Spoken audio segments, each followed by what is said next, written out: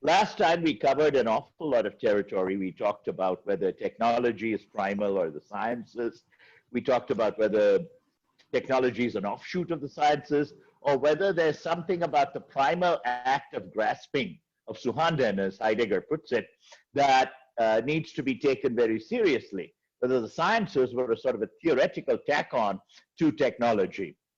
And after that, we went into cyber technology, and we discussed several aspects of that. Today, we're going to wrap up that discussion very quickly so that we can get into the meat and drink of today's session, which is the philosophy of horror. Many people are eagerly looking forward to that, and I'm sure many more will be listening to the recording. But first, this is Raj Iyer. Along with Ujjwal, I would love to welcome each of you and all of you to this discussion, wrapping up the philosophy of cyber technology and moving into the philosophy of horror. And for those who are listening to it on video, it may be years down the road, it may be in the year 2050, I don't care. Welcome. This gives you a little taste, a mini sampler, as it were, of what Lunchbox sessions, live Lunchbox sessions are all about, or even Zoom Lunchbox sessions. So I'm very glad that we are recording all these sessions for posterity. But one question that I'd like to tease you with at the start is, are you aware that when you use Google and when you use Facebook and all these wonderful apps, they're not really free. There is a political and emotional cost, an invisible price tag attached to them. Have you ever thought that Google was an impartial philanthropist giving freely of its services like Gmail and YouTube? And, you know, hey, I'm Cha-Cha Google. It's almost like Uncle Google. You know, he gives me everything, and not only for my birthday, but every day of the year. How do you think they make their money? Anyone who's not an IT specialist or who's... So Ujjwal cannot answer this. Basically Anita? from ads and analyzing your interests, and from ads and selling the data to commercial people, right? Yes, Anita, but yeah, ads, yes, but ads are a very minor part of this income.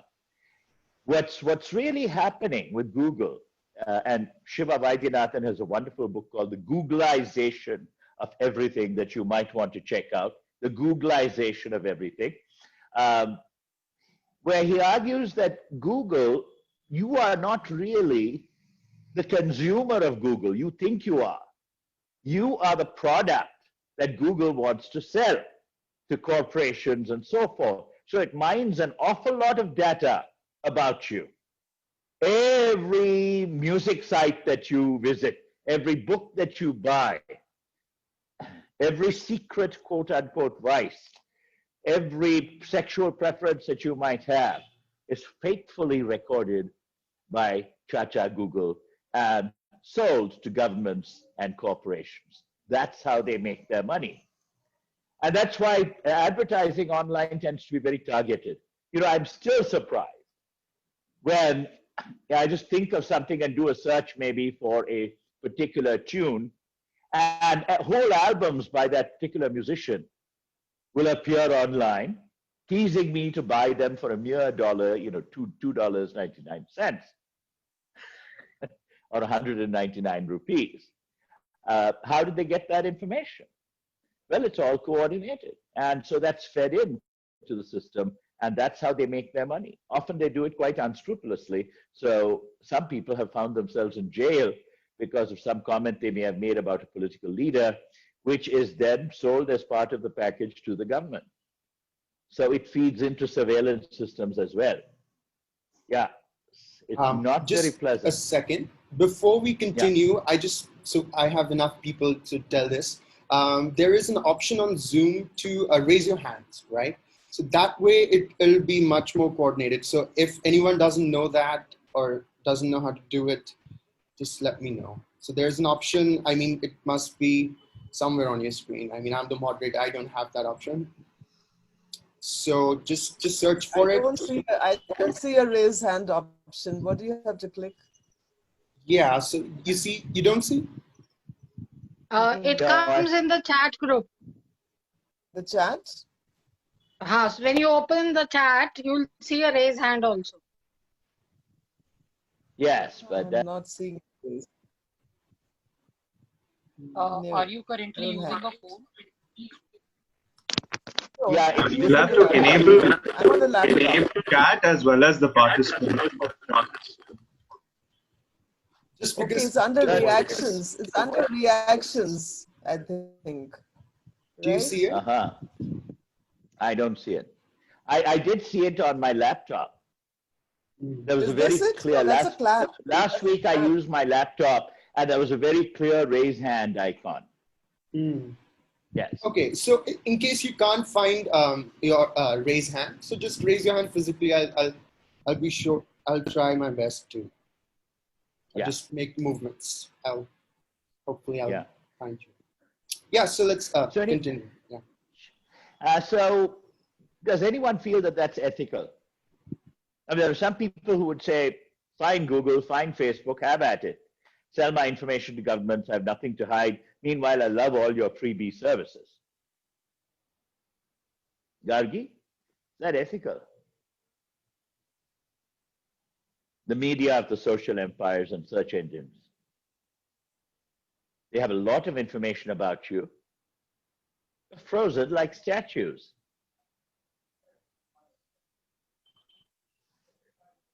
Yeah. Let's go to someone else. Vanalata, do you want to speak? Vanalata. Yeah, go ahead. No, it's not ethical. And Yeah.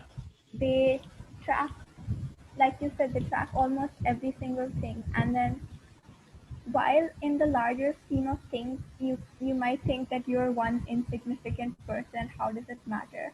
But this leads into, like you said, the surveillance culture. And more and more, the danger of it is when really powerful people get hold of this data and then they can misuse it. Things like what China, yes, things like what, especially when it's a huge government, like things what like China does, like they have only one internet service and no other company, they have their own Facebook, they have their own WhatsApp, and no other company can enter that market because they keep it so, because they have a very tight surveillance on their people. And not only that, they're also trying to sell this surveillance to other countries. So this makes a very dangerous predicament. The second point is that once we start getting into the personalization, that is what, which is the selling point of all these services, things like Spotify, their supposed USP or user, whatever, selling point is that you get personalized playlists. But the thing is that once there's an algorithm that keeps sending you the same thing over and over again, is it you or is it the algorithm? The more you see, the more it is only that. So in the end, it starts becoming a bubble. And while this is okay for music, other than the fact that you're listening to the same thing over and over again, which is a huge benefit for the people who want to sell that particular kind of music. Say the huge rise of only EDM music. On the other hand, this can be extremely dangerous when it comes to things like political views, because if you start with right-wing things, and then your Google starts suggesting more right-wing things because that's what you keep reading, and then the more you read, and then the more you read, the more extreme it gets, and you end up with really polarized people, and that's extremely dangerous. But I think if you have some level of meta awareness, you can actually cheat the algorithms. I mean, I enjoy doing that by switching music preferences on YouTube and listening to Pandit Jasraj on the one hand and to rap on the other. So, you know, they have absolutely no idea what I really like. or murder mysteries and then movies about mystics. So there is a way of confusing the algorithm, but eventually I think the algorithms do catch up. I think there are enough cyber savvy people who can do that. But what really concerns me is not overtly dictatorial regimes like China, Vanalata. It's democratic regimes, which may use what Giorgio Agamben calls, for example, the state of exception. The COVID-19 crisis is an excellent example of a state of exception. Parliaments can be suspended. States of emergency can be declared. There was a state of emergency declared in Hungary by Viktor Orban. So there can be a suspension of democratic civil rights discourse, an arbitrary incarceration of all kinds of people. And, it may take months or years to bring anyone to a fair trial because everyone is running scared of the COVID-19 virus. So in some ways, the whole phobia of COVID-19 is very useful for governments.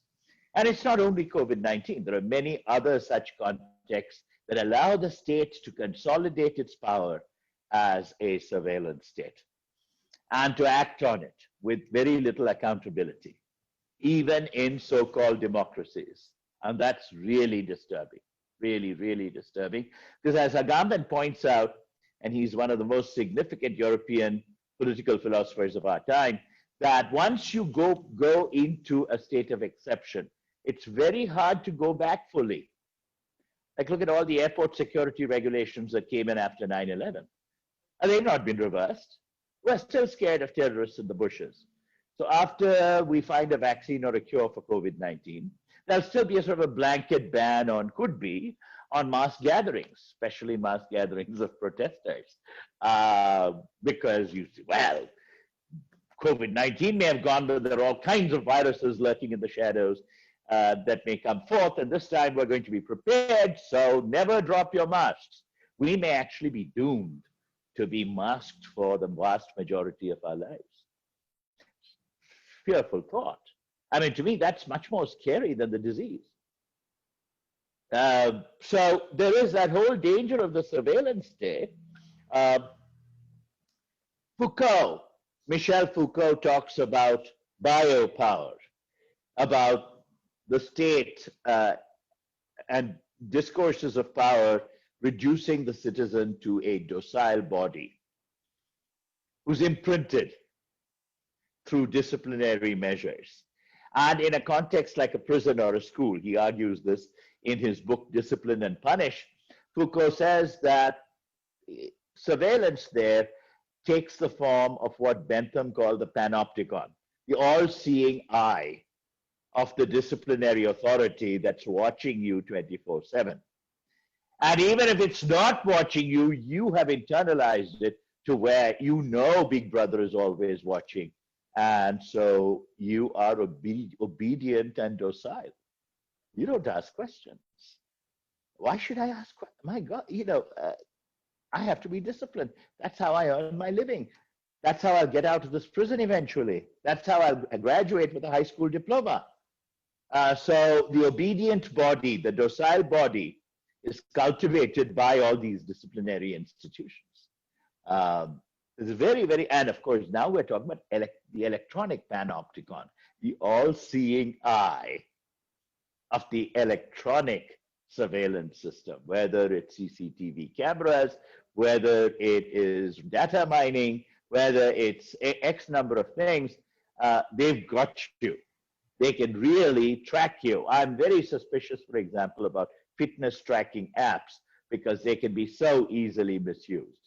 There's one for COVID-19 in many cultures, and people submit to it meekly, thinking, the state wishes them well, and it's just a way of making sure you don't fall sick.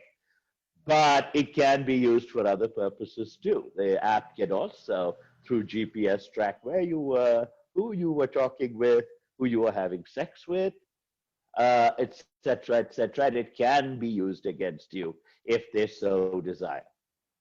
That to me is really scary. I actually had a friend who did a project on this, and then he took data from a very publicly available data from one of these fitness things, and he could very accurately pinpoint his friends' locations from where they live just based on their running statistics.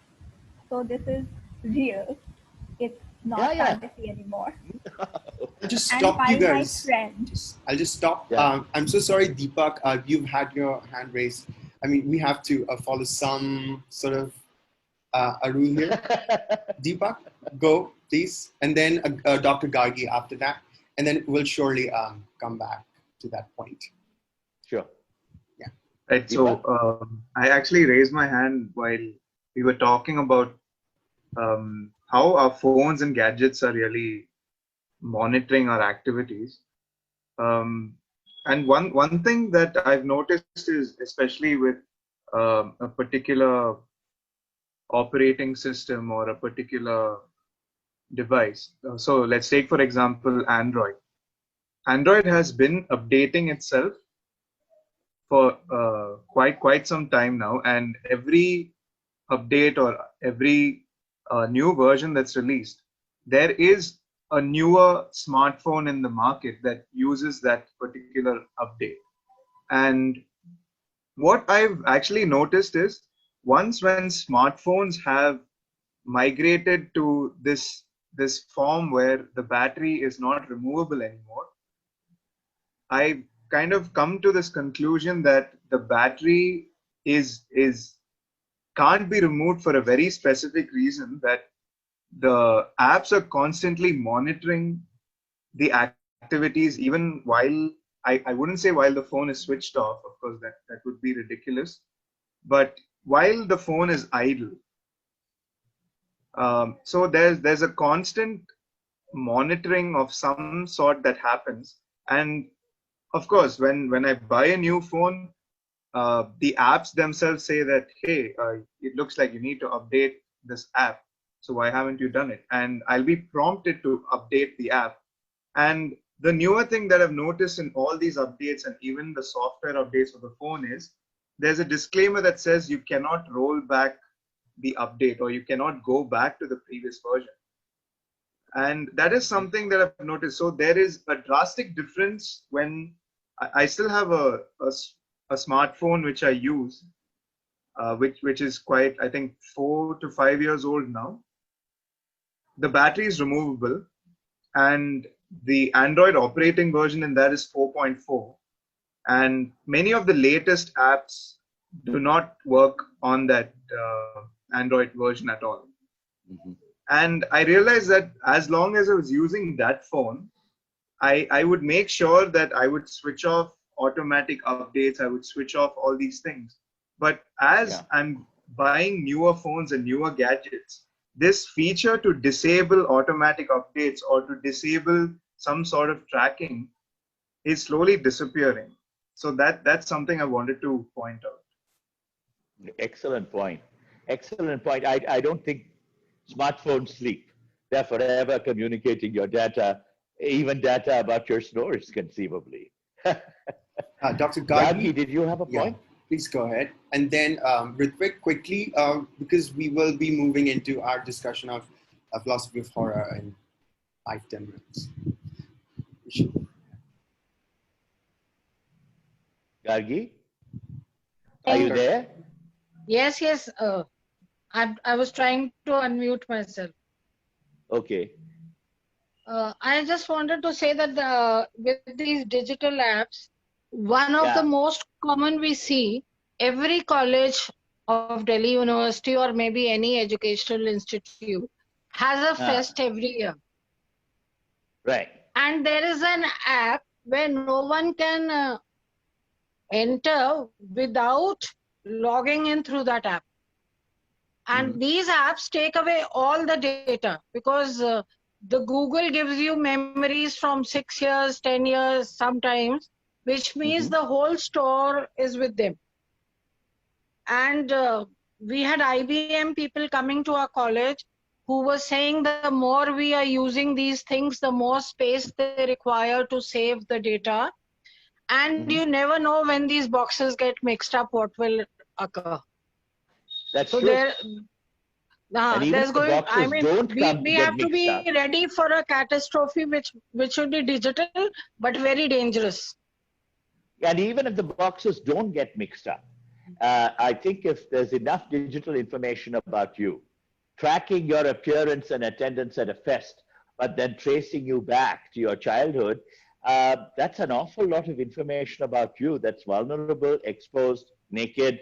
It's out there for people to see and to use and misuse. And I think that's highly dangerous.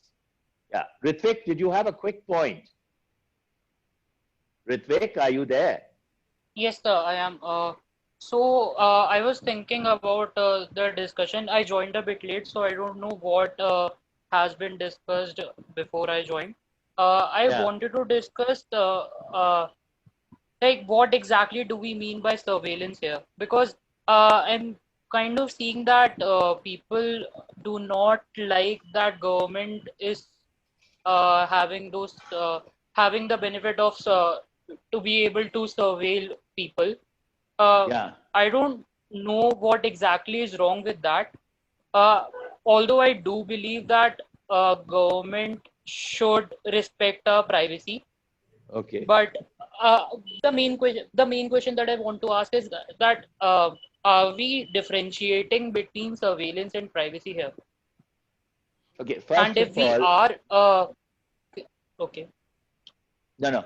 First of all, I noticed a very interesting contradiction in what you said. You don't see anything wrong with surveillance, and yet you say governments should respect privacy. Of course, there's a massive invasion of privacy when there is surveillance. And here, remember that throughout, it's a quick disclaimer, I'm not talking only about India. I'm talking about democracies around the world that actually use these digital features in order to do some very scary stuff of keeping tabs on you. You don't have a private life, Ritvik. They know everything about you. And if they really wanted to Oh, dig no, up sir, I agree embarrassing with that. data about how often you play with yourself, they could.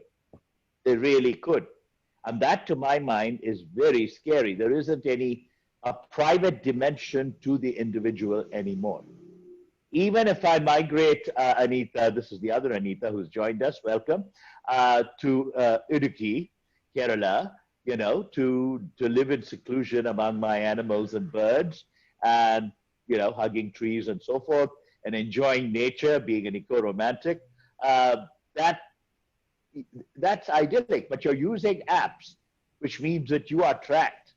There is no such thing as a private, anonymous Idiki getaway. Not only does the government of Oh, Kerala, yes, the sir, government I of India, agree with and various corporate entities know everything about you, everything they want to know. The rest is irrelevant junk as far as they're concerned. Of course, the process of data mining is for information that's relevant to the corporation or government that's using it. Much of it they may just bypass with a bored yawn because, they're not really that interested. Oh, yes, sir, I that you do that you agree you that change the the light that you change the light bulb on your front porch may not interest the government or various corporations that much. You may not find a whole lot of light bulb ads crowding your digital space. Yeah, Ritvik. yes, sir, I do agree that the current scenario, the corporations are misusing the powers that they have. But I wanted to know that if we assume that the corporations are not invading our privacies, Mm. let's say that the companies are not doing that. So can we What agree that on what basis are you saying they're not invading our privacy? Of course, they're I'm invading our considering privacy. a hypothetical I'm considering a hypothetical Oh yeah, scenario yeah, in yeah, which the yeah. companies are not doing that. In an In ideal that case, utopia, yes. yes, sir. So in that case, can we agree that surveillance is not bad? By surveillance, I mean that they are able to track exact locations of people. Why do they want to track exact locations of people?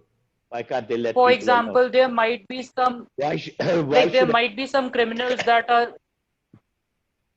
Oh my. Okay. Yes, sir. You were speaking. No, no. Yes, sir. If you I were to, wanted to if say as an that. individual you wanted to track another individual who doesn't want to be tracked, we call it stalking. There are some very serious laws against it. But No, wait a I'm minute. not When the saying that I when the would have government does it, you are quick to rush to a benign explanation and say it's to track down criminals. The only people we stalk are criminals, so it's okay. Female or male, it doesn't matter. I'm going to interrupt you guys. We're going because we have limited time. Okay. Anita, Very Matthew, why don't you, because you've raised your hand, so we'll just quickly go through people who've raised their hands. So Miss Anita, Matthew, then Gargi, Dr. Gargi Jain, and then Chitrita, and then we'll move on to maybe quickly, I guess. Yeah. Please go ahead, Miss Anita, Matthew. Unmute yourself. Please unmute yourself, Anita. All right, unmuted. Am I unmuted? Yes. Yeah. Yes. What I want, You're very audible and very loud. What I wanted to say was, is there a difference between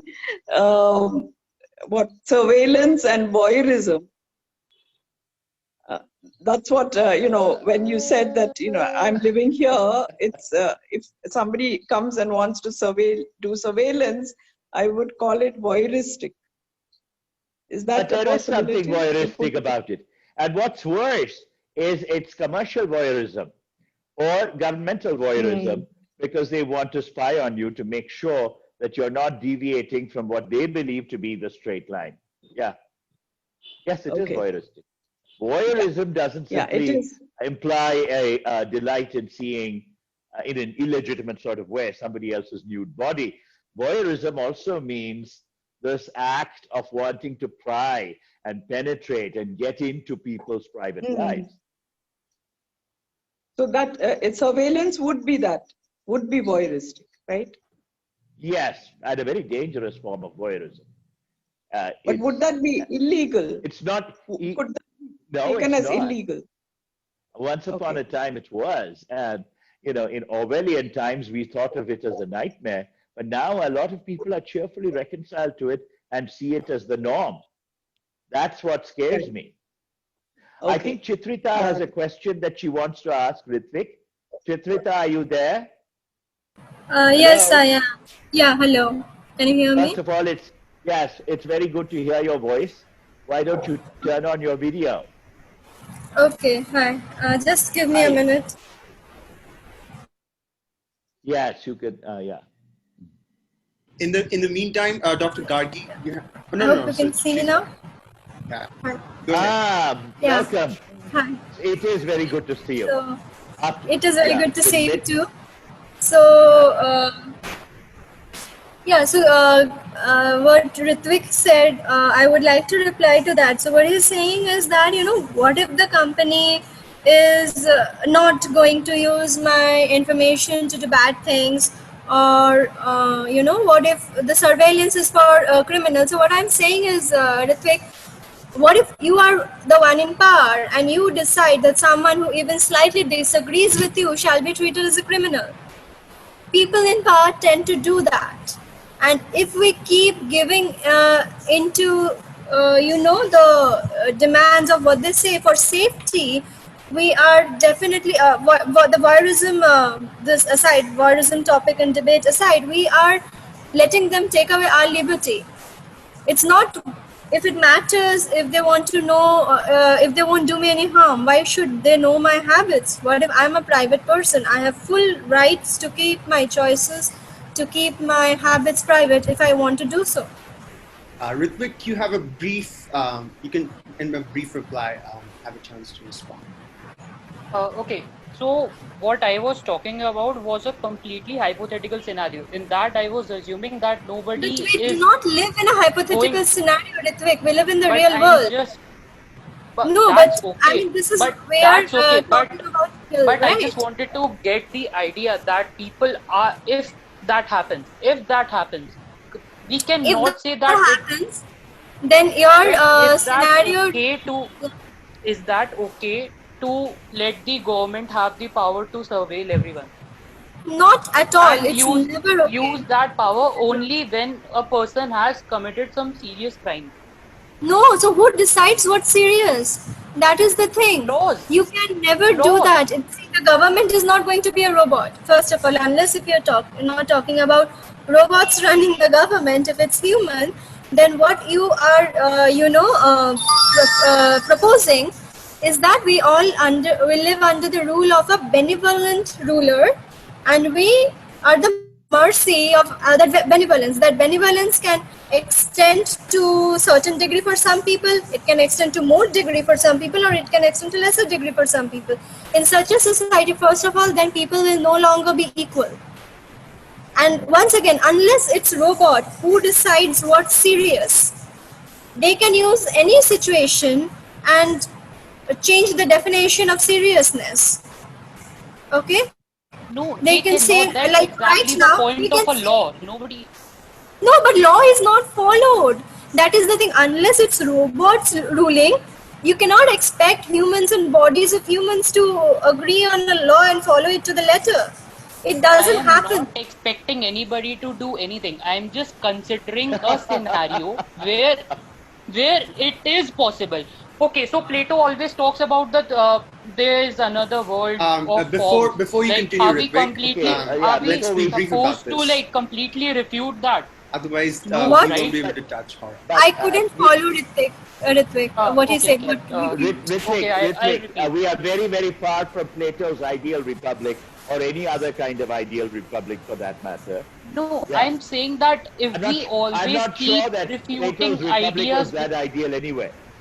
Many have compared okay, it no, to no. So see, fascism. that's the point, Ritvik. You are depending on the potential goodness of the government, that they will follow the law. But whenever someone is when that power will be threatened, even 1%, they will have full justification to say, you are affecting the stability of my country. 99% of people are happy, you are affecting their stability with your rebellion, so therefore you are a criminal. I am going to surveil you. I am going to now go through everything you have done and figure out, patterns of rebellion, and I'll not let you move around, have all the rights. The other 99% that obey me, you will not have those rights anymore. okay, so let me clarify myself. Okay, so what I wanted to do was, I just wanted to know if everyone can differentiate between the idea of surveillance and privacy. Just the idea. I'm not saying that this will happen, or I am dependent on the success of that or the happening of that. I'm just saying that if that happens, I'm not expecting it to happen, nor that I'm saying that it will happen. I'm just saying that if it will happen, can we agree that surveillance is different than privacy, and success and surveillance is a good thing? No. Ritvik, you remind me of. I would also like, see, you are giving the point of, sorry, I'm take this I one will more. have to interrupt you. I think we need to move forward. I think we can now. have a discussion afterwards too, right? Yeah. About Yeah, this. let's talk Yeah, about sure. this later. Okay, Yeah. let's move on. Why don't Very you? quickly. So I have Dr. Gargi Jain. Do you want to speak? But I just will cut it short so that not Yeah. much time is wasted.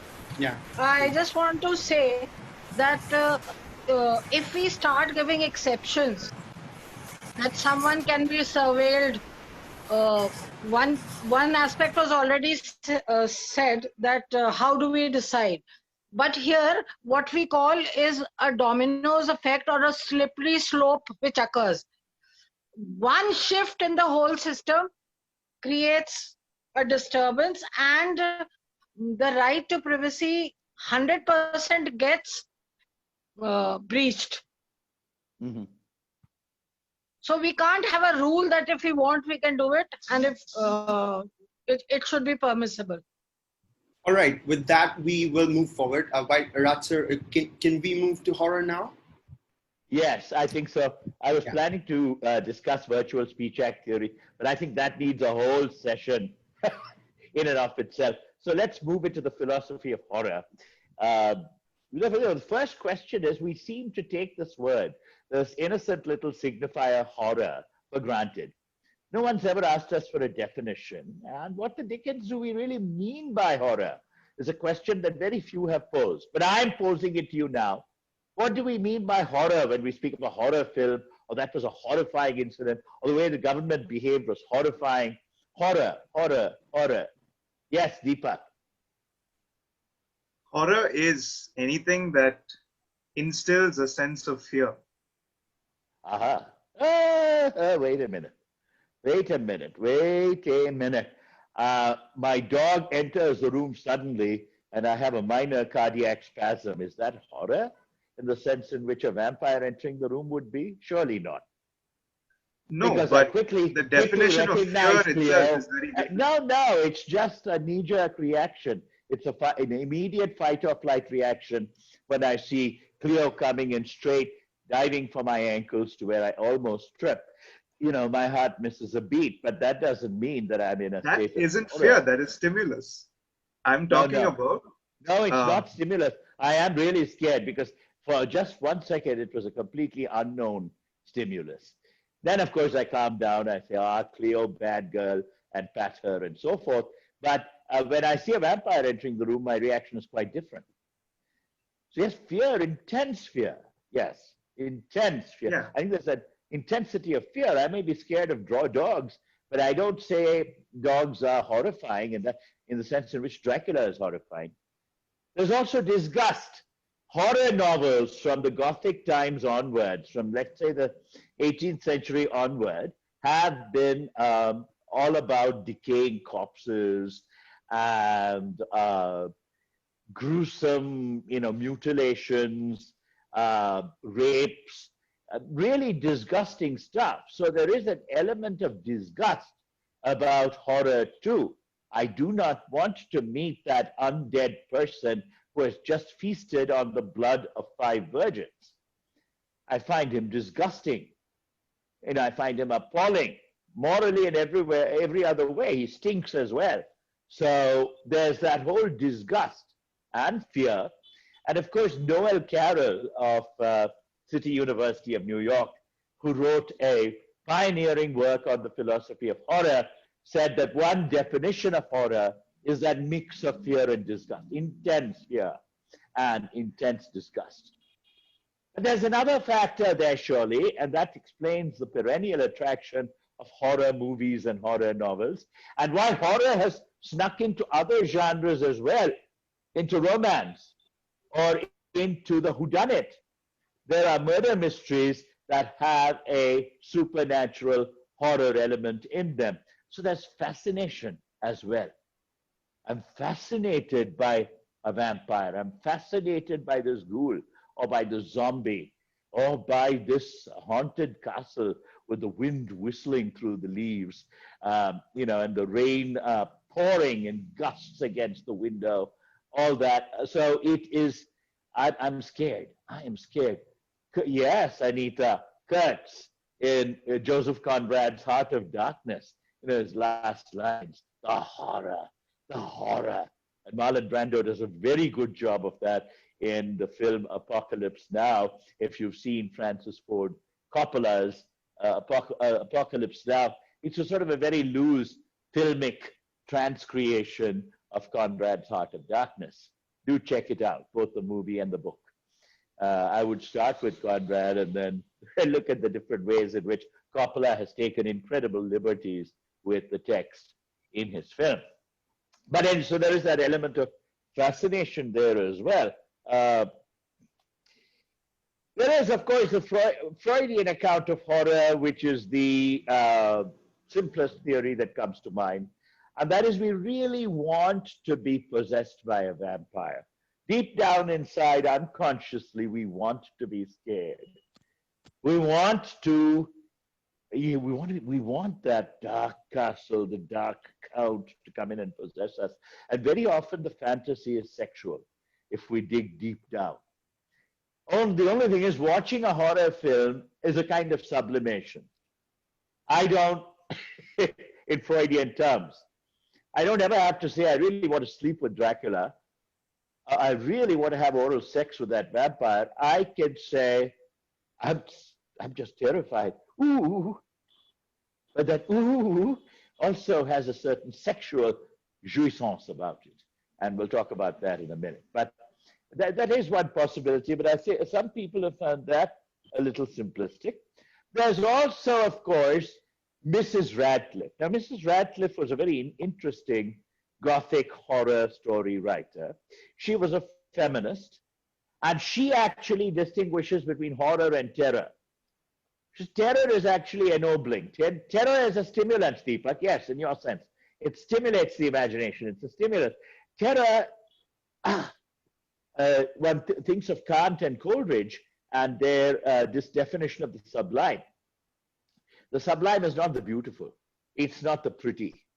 You know, I can say a sunset is beautiful, but an intense hurricane, a cyclone, you know, that blows all the houses in the neighborhood away. And there I am with my roof gone, standing outside, howling with the wind and dancing with the wind.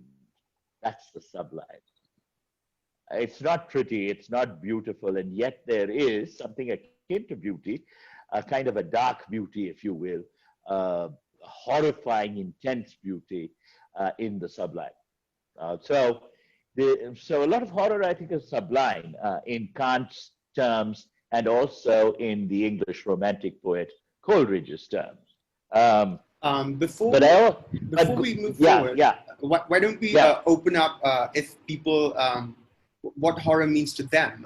It would be, I think, a better conversation. Absolutely. Yeah. Gargi, what do you think horror means? I just tossed out some definitions of horror. Yeah. What's horror to you? What happens when you watch Dracula? To me is also something similar that instills fear in you. And apart from fear, there is a disgust. It's scary, no doubt. But there is a repugnance also. And it brings out all negative emotions with you. A sort of, you can say, something that would make you vomit. Repugnant would be the right word, I think. So you do agree with part of Noel Carroll's definition, but you don't think it's fascinating. You just see it as fearful and repugnant. When it is it would be fascinating only if it is a novel or a play or some movie. But I remember reading the poem Death, and that brought out that revulsion in me in the class itself when the teacher was reading it. Right. But at the same time, maybe you were fascinated by it. So that fascination is something similar to the exact opposite of what we say is bliss. Or similar to the sublime. In sublime, you have reverence, but in horror, you may be awed, but you don't have reverence. Yes, whereas in the sublime, you most definitely do. But I think that in some ways, for example, Dante's description of Satan, as the emperor of the great universe of pain, and you see this figure who is completely indifferent to people. He doesn't go around tempting mortals and all that. He leaves it to the little devils, his goons, to do that. He is crying, and he's in the frozen part of Inferno, in the lowest circle, and the tears freeze as they flow down his cheeks. And he's got 3 faces and 3 mouths, and in each mouth he is crunching a traitor for all eternity. Now that's sublime. That is truly horrifying, and yet it's beautiful. There is something just awe-inspiring about it. In today's terminology, it's awesome, which I think is the closest we come to the sublime. Man, that's awesome. Yeah. Anyone else? I just have one thing to say. So, I'm not sure if you alluded to this or not, but when we talk about horror, it's something that is interpreted as being horror evoking or something like that. But I would imagine something like a nightmare would be the perfect example, the purest example of horror, because it is, I don't know, but it seems to me that it will be the most perfect example of horror. That's how I think about it. And maybe a piece of art that evokes horror, or if that's the right formulation, would be very different for different people. That's also Yeah. Wouldn't you agree? Yes. Yes, but I don't think it's completely relativistic. I don't think it's my definition of horror or my response to a horror movie or a horror poem or even Dante's description of Satan at the end of his work, Inferno or Hell, is necessarily going to be that different from yours.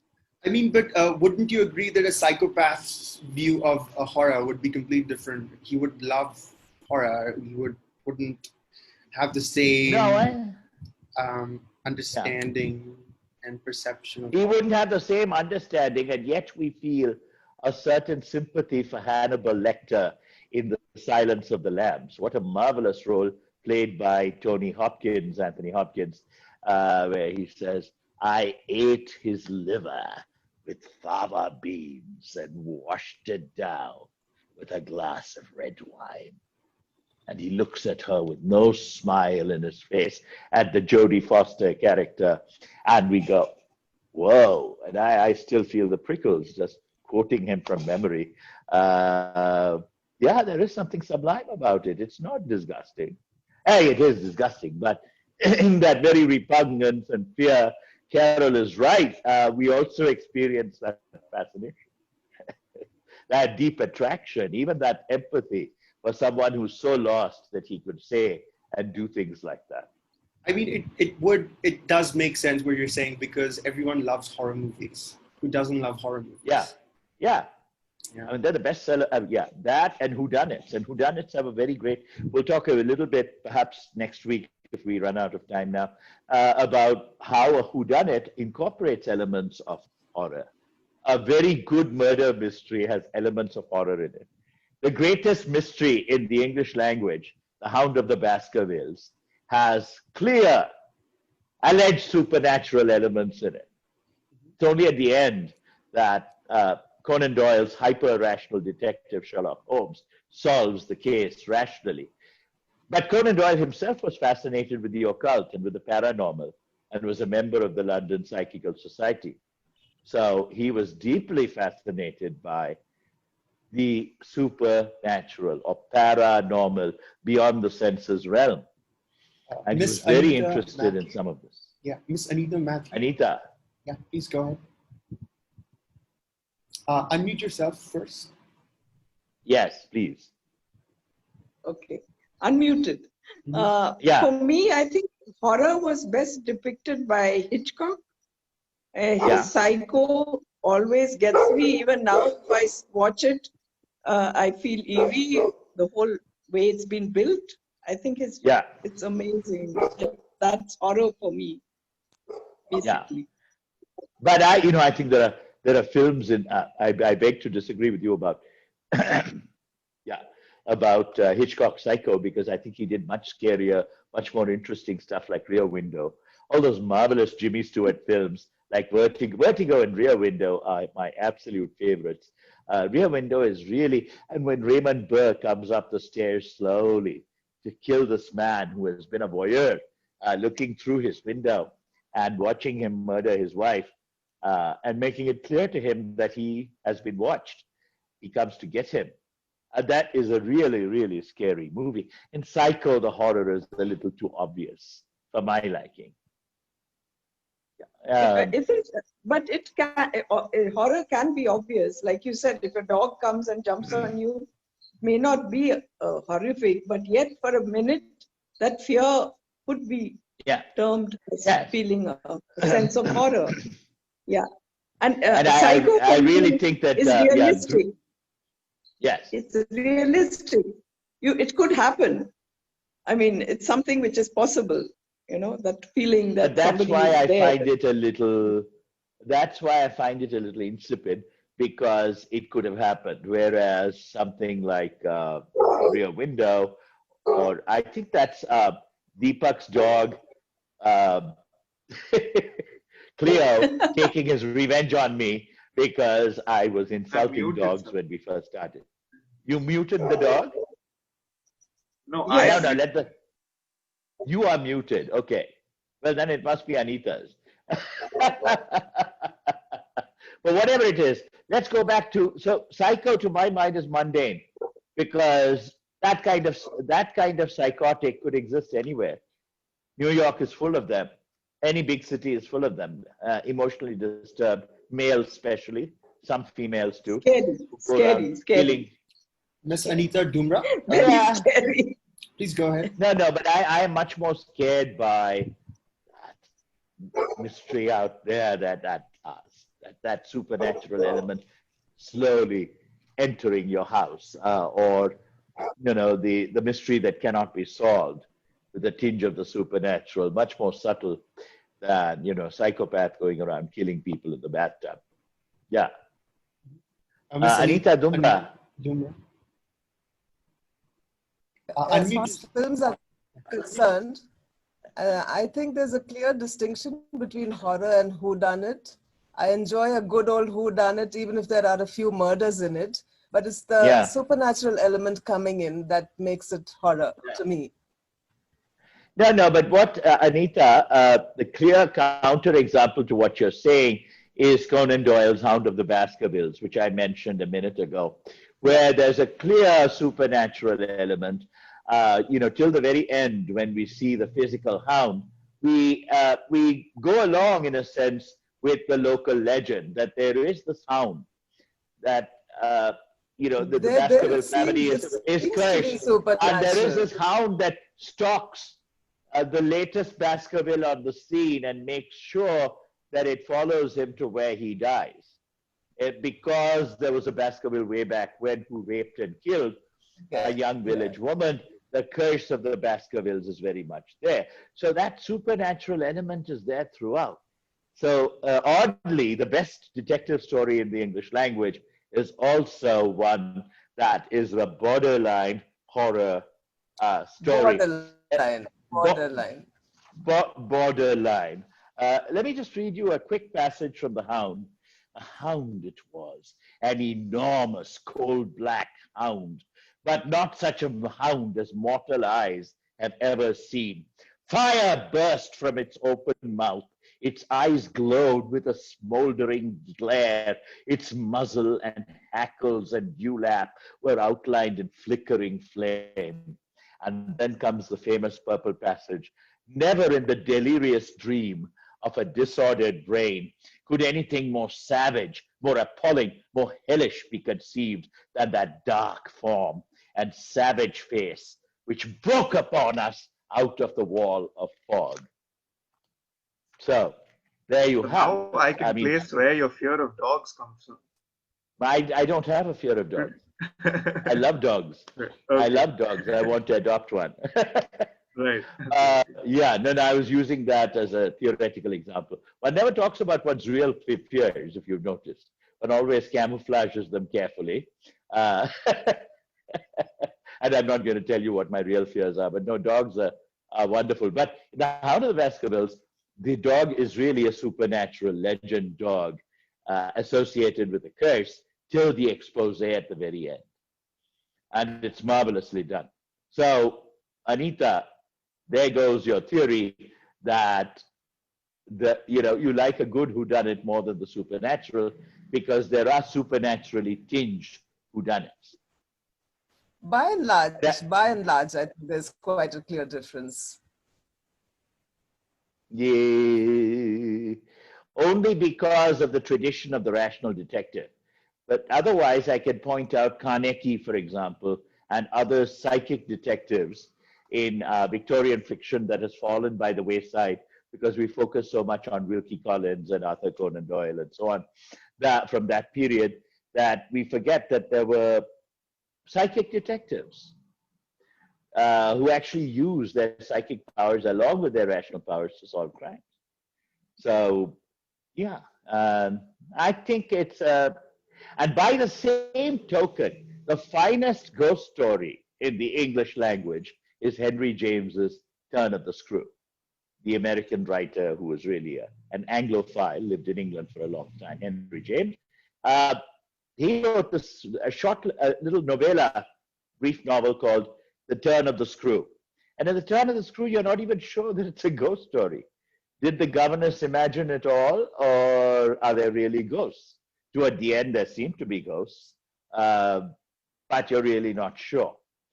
But the novella just keeps you guessing, but there are some genuinely suspenseful scenes when your heart is in your mouth, worried about the kids who in a sense are the central protagonists of the novel. So, I think there is an overlap between those areas, but generally speaking, I think one could go along with what you said, that there's the ghost story on the one hand, and then there's the other supernatural story and the detective story. Ujjwal, how are we doing for time? I think we can carry on for another 15 minutes, don't you? Yeah, we can go for 30 minutes. I mean, good. Yeah. Before I call Miss Gargi and then Miss Anita Matthew, I just wanted to say something. I'm forgetting it. Yeah. So the role of anger is very interesting. I think that comes under disgust. I'm not sure. I'm just asking the question. I mean, to me, horror usually inspires anger as well, which wasn't mentioned. Yeah. Do you agree? I don't know about anger. I think it could. If for instance, you had a situation, let's say your sister was butchered, not exactly in the manner of Psycho, but, lost her life to a psychopath. And so watching the film makes you very angry. So in some sense, if it's tied into real life crimes, yes, there could be an element of anger there. Okay. Even watching The Silence of the Lambs with Anthony Hopkins, which I was praising a while back, could make you very angry if you know someone who has been threatened by such a psychopath. And though Sir Anthony Hopkins does a wonderful job playing Hannibal Lecter, we know that there are people like that out there. Not nearly as colorful and aesthetic as he is, perhaps, but they're there. And if you've ever been victimized or you know someone who's been victimized by them, there could be a lot of anger there. But Anita, you had a point or a question. Would you unmute yourself, please? Please unmute yourself. I wanted to ask this whole concept of fantasy, horror, and supernatural, how do they come together? Which brings out emotion and catharsis. So that whole thing completely gets me into a state, because you read about something and you react, or you see a movie and you react, and then you wonder whether is it the supernatural element or is it the fantasy, or what is it that causes the horror? Well, I think this, which brings us. I mean, you just touched upon a very important point in our discussion, Anita, because it brings us to the next theory of horror, which is, it's not the Freudian theory, it's not some of the other stuff we've been discussing, the definitions. It is horror as catharsis. Aristotle talks about it first. Just before you Poetics. go, Ms. Gargi will just take a few hands, and then we can just continue with catharsis. I think that'll be fine. Okay. Yeah. Dr. Gargi. I just wanted to add that when there is horror, there is fear, no doubt, but there is a question of one's safety also there. There is suffering, there is pain, and somewhere, because I read, there is a question of justice also. Mm-hmm. Yes, I think all that is true, but I think when you're talking about horror fiction or a horror movie, you're talking about something quite different. And I think there, one theory that might explain it is what Anita just talked about, and that's Aristotle's version of catharsis. Purging. It's like being constipated, going to the bathroom and taking a good dump.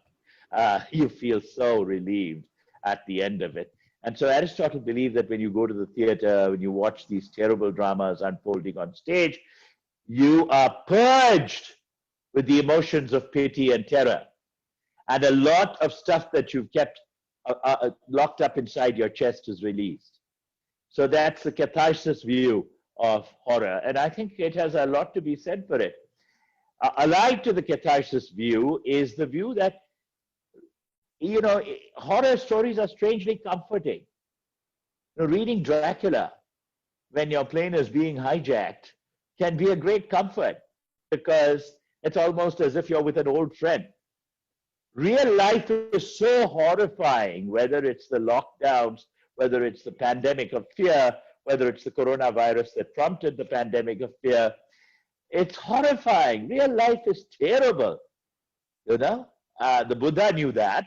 That that was the first noble truth. All life is dukkha. It's horrible. It's sorrow. It's suffering.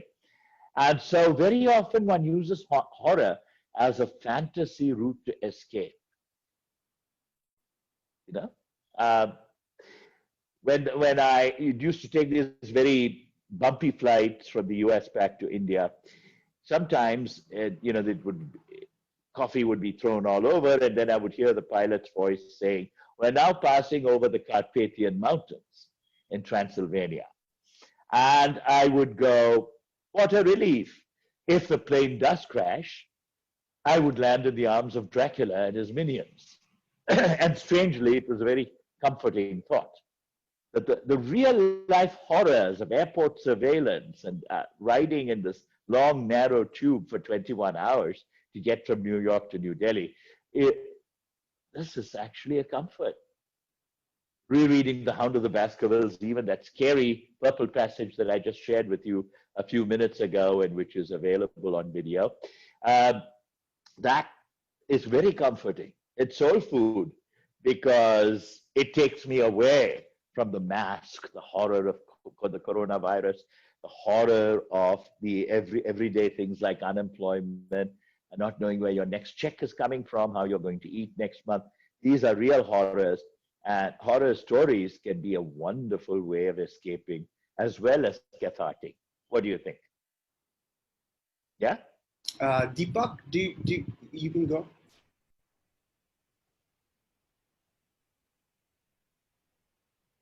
Okay. Unmute yourself. Unmute yourself, please. Yeah, sorry. Since we've spoken quite a bit about novels and movies, I want to point out one poet who I'm very fond of, who writes poems which can be classified as horror, is Walter de la Mare. Yes. And with your permission, if I could have 1 minute, could I read out a poem which is one of my favorites? Oh. Please. Is that okay with everyone? Yes. Okay, thank you. So this one is called The Listeners by Walter de la Mare. "Is there anybody there?" said the traveler, knocking on the moonlit door. And his horse in the silence champed the grasses of the forest's ferny floor. And a bird flew up out of the turret above the traveler's head. And he smote upon the door again a second time. "Is there anybody there?" he said. But no one descended to the traveler.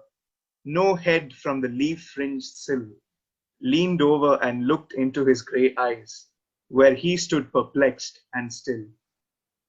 But only a host of phantom listeners that dwelt in the lone house then stood listening in the quiet of the moonlight to that voice from the world of men.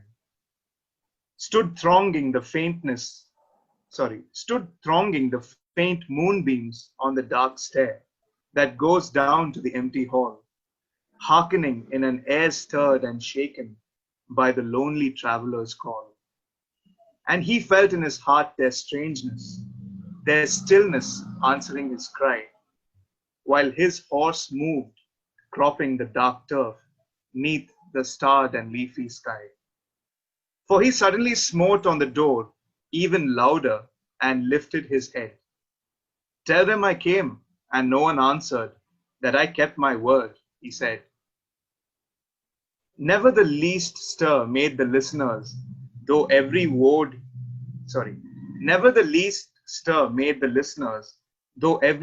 he spake fell echoing through the shadowiness of the still house from the one man left awake. Aye, they heard his foot upon the stirrup and the sound of iron on stone, and how the silence surged softly backward when the plunging hoofs were gone. a beautiful poem. Thank you. It's been a while, Credits long to time since I Walter read de it. la Mare for finding the words that, Thank I you get the chills every taking time me I read this poem. to my 7th grade. I remember 7th grade. And Chitrita has fond memories of it as well, and perhaps Vanalata does too. But you know, Edgar Allan Poe wrote some wonderful horror poems. Do you remember? Does anyone remember Annabel Lee? No? I wish I had the text with me, but you could look it up. It's a wonderful, wonderful poem. Yeah, you do. You do? Yeah. Annabelle And also Lee, the Raven. Quote yes. the Raven, nevermore. Yeah. And so You want me to read it? Annabelle yes, Lee? please do.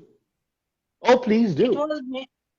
It was many and many a year ago in a kingdom by the sea that a maiden there lived whom you may know by the name of Annabel Lee. And this maiden she lived with no other thought than to love and be loved by me. I was a child and she was a child in this kingdom by the sea, but we loved with a love that was more than love, I and my Annabel Lee, with a love that the wings scraps of heaven coveted her and me. And this was the reason that long ago in this kingdom by the sea, a wind blew out of a cloud, chilling my beautiful Annabel Lee, so that her high-born kinsman came and bore her away from me to shut her up in a specular in this kingdom by the sea. The angels, not so happy in heaven, went envying her and me. Yes, that was the reason, as all men know in this kingdom by the sea, that the wind came out of the cloud by night, chilling and killing my Annabel Lee. But our love, it was stronger by far than the love of those who were older than we, of many far wiser than me, and neither the angels in heaven above nor the demons down under the sea can ever dissever my soul from the soul of the beautiful Annabel Lee. For the moon never beams without bringing me dreams of the beautiful Annabel Lee, and the stars never rise, but I feel the bright eyes of the beautiful Annabel Lee. And so all the night ride I lie down by the side of my darling, my life and my bride, in a sepulchre there by the sea, in her tomb by the sounding sea.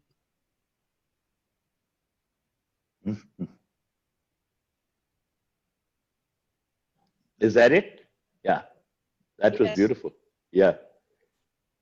Yeah, so there are many examples of supernatural poetry as well as supernatural fiction and films and plays and so forth. Anita, I think you had a very good point in terms of asking us to distinguish between the supernatural, between horror. These are all sort of ill-defined amorphous terms.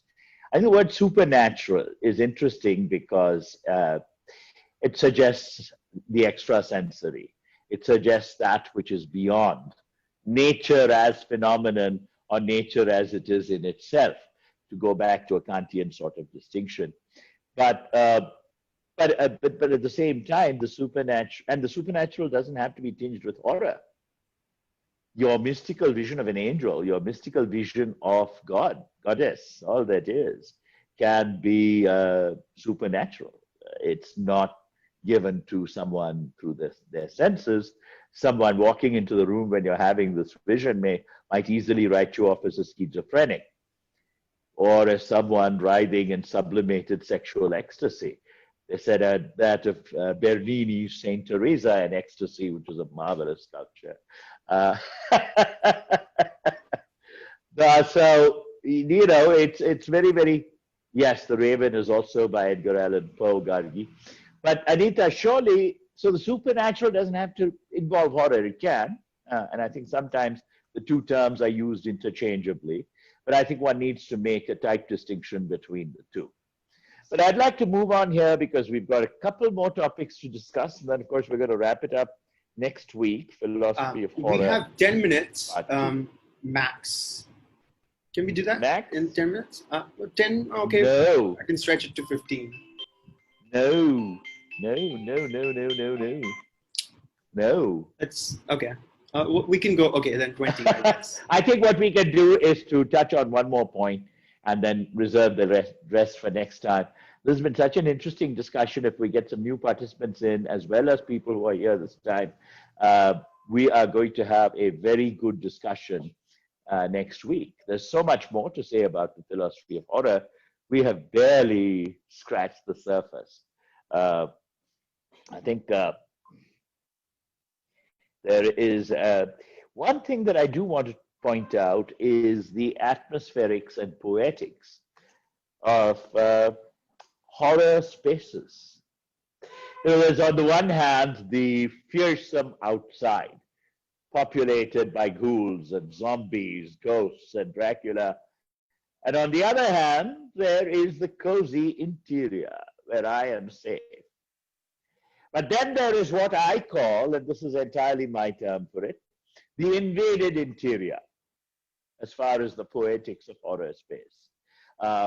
Bachelard doesn't talk about this, but I am, that the outside, with all its gruesomeness and its macabre qualities, enters my space. And my heart almost stops because I am scared. I'm terrified.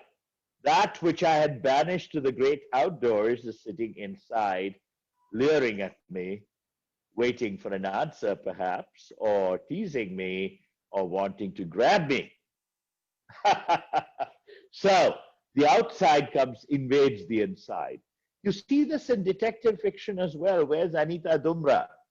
Is she here? Ah, Anita, going back to your distinction, your hard dichotomy, as it were, between detective fiction and supernatural fiction. I would say that this distinction between the inside and the outside is very critical to the best detective fiction as well. Conan Doyle does it all the time. The cozy scene with Holmes and Watson in a kind of a homophile, same-sex bonding by the fireplace. Holmes fathoms deep in cross-indexing his records of crime, while Watson is immersed in a sea yarn by Jack Russell, or in what? In a treatise on surgery. And so there they are, very cozy by the fireplace. And all of a sudden the doorbell rings. You're aware that the outside is populated by Jack the Ripper, it's populated by different murderers, and then the doorbell rings and hark, a visitor. Either Inspector Lestrade or Gregson or a visitor, a very troubled young woman talking about strange goings-on created by her stepfather. Someone is out there bringing in the darkness, the dank, the terrifying quality of that which lurks outside. Yeah. Have you dimmed the lights in your room, Ritvik, to make this more? I hope you have wonderful nightmares tonight. Okay. Yeah. So, but Anita, does that make sense? So the distinction, the invaded interior is very much a part of the detective novel as well. Especially the standard classic whodunit or the classic detective story does have that whole distinction. Poe's Dupin. Dupin and the unnamed narrator are usually there when it's raging wind outside and so on and so forth. And then the prefect walks in. In a rational way, right? They mostly end in a rational way, whereas the supernatural ones remain supernatural. Not so sure about that either. My counterexample to that would be Henry James's Turn of the Screw. We talked about that earlier. So, likewise, there are detective stories like the ones featuring Carnegie, the psychic detective, that are frankly flirt with the supernatural. There are also borderline cases like The Hound of the Baskervilles, which has clear supernatural elements, and others where there is a natural rational explanation, and yet there is an unexplained residue that, for want of a better term, one can only describe as supernatural. So, Ujjwal, do we have time for any more? Because there's a lot more to say about the poetics of space. Yeah, we can finish on this topic. We can discuss a little bit more. Yeah, but first I want to find out, are there any questions? Are there any questions? Ujjwal, can you see the raised electronic hand? Yeah. There's no hands. I just wanted to add something. I once had a dream, and in that dream, I mean, it's very similar to what you have suggested, sir. The invasion of, the door was open. My dream was only this. The door was open, and I was like, the door is open. And it was the night, outside, it was nighttime. And the very next moment, I was bewitched in my dream by a ghost everywhere. I saw a ghost in my dream. And it was it's such a deep dream. It was actually two dreams in one. So I woke up and I was still in my dream. Yeah. It was a dream within a dream. Are you talking about sleep paralysis? I don't know. No, I think you're talking about a form of lucid dreaming, perhaps, or some kind of dream where you were aware that you were dreaming. But for some reason, I love that dream. I'm not disgusted at all. No. Maybe the ghost is someone you knew. Were you able to identify the ghost? No. It was the kind of ghost, the ones we saw in childhood shows, TV shows. Like the faceless, not faceless. I mean the dirty face. The sheet, the white sheet. No, not the white sheet. No, she was more like she was like a goddess ghost, goddess-like ghost. In Hindi, we call it a bhootni. Okay. Yeah. It's a bhoot. How do you know it was female? Oh, I what if it was male? No. What if it was an androgyne? No, I remember the face. I remember it's clothing. Ghost, it could be. It's clothing. That you from its clothing. So definitely in terms of gender strikes me as interesting. Yeah, it was clothing. Yeah, I guess maybe when I was younger, my mom put some stories in my head or something, maybe, about that. Okay. About this kind of ghost. Yeah. The one, there was a movie, right? Which was that movie with Amijay Tomar, the movie. What's that movie? Amijay Tomar movie. Bhool Bhulaiya. Yeah, from that kind of a ghost. Okay. Yeah. And so oddly reassuring, and a ghost that you wanted to visit again and again and again. Yeah. I haven't found it. You observed Chitrita's linguistically self-protective comments that Bengalis don't speak like that.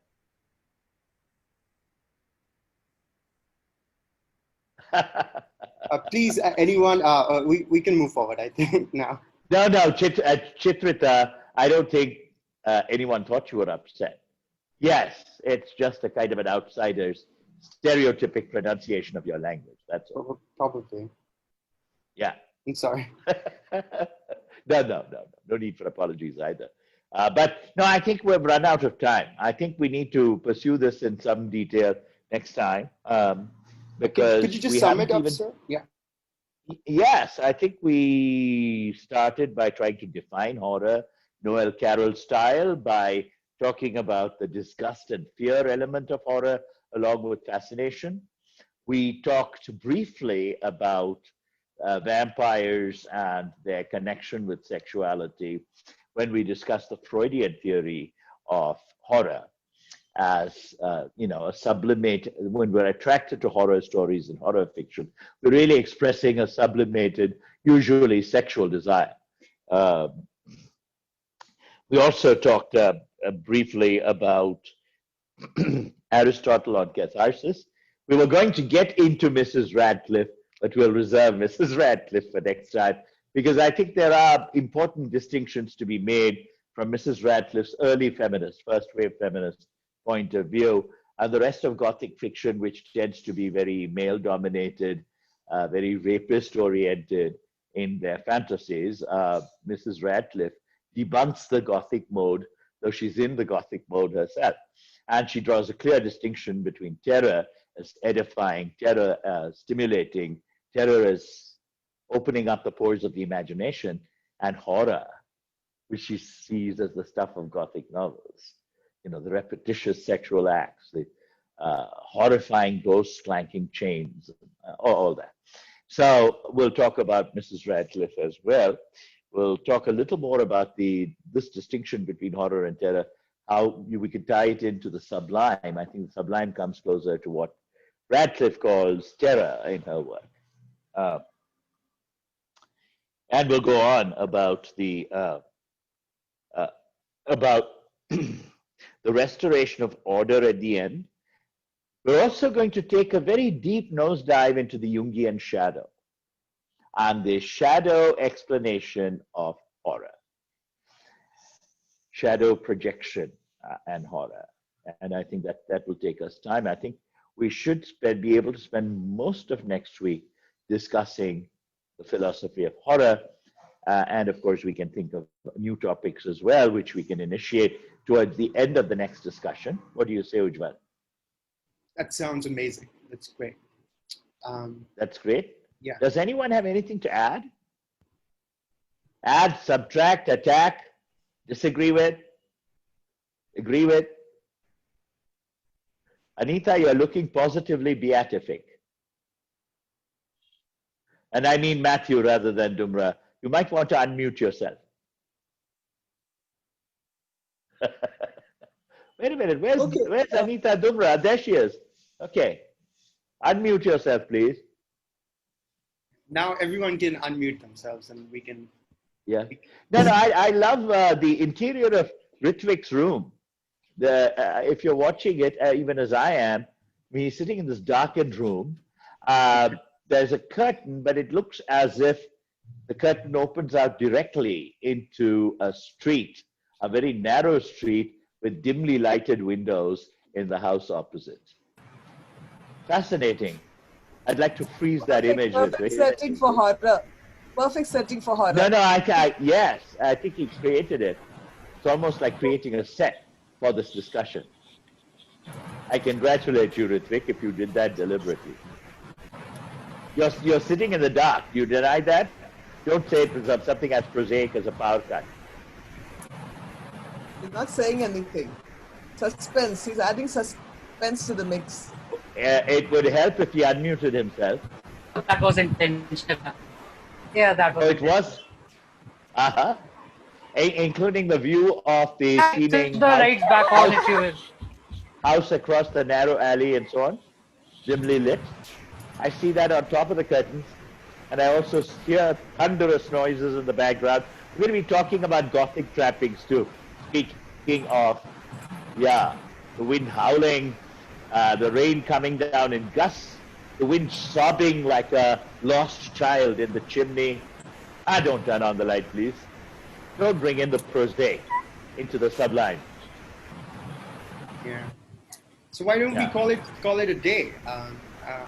I enjoyed the conversation. How about everyone else? Yeah, this was It was very good. Yeah. Yeah, I enjoyed it hugely. Thank you all very much. And thank you, a special thank you to all those who are watching it on video. Good night, Anita. And good night. And good night. Good night or good morning. Nightmares. Good night or good morning to all of you, depending on your time zone and what part of the world you're in and what time of the day, your time, you're watching this in. Okay. Have a good one. See you next week. Bye. Bye. Bye.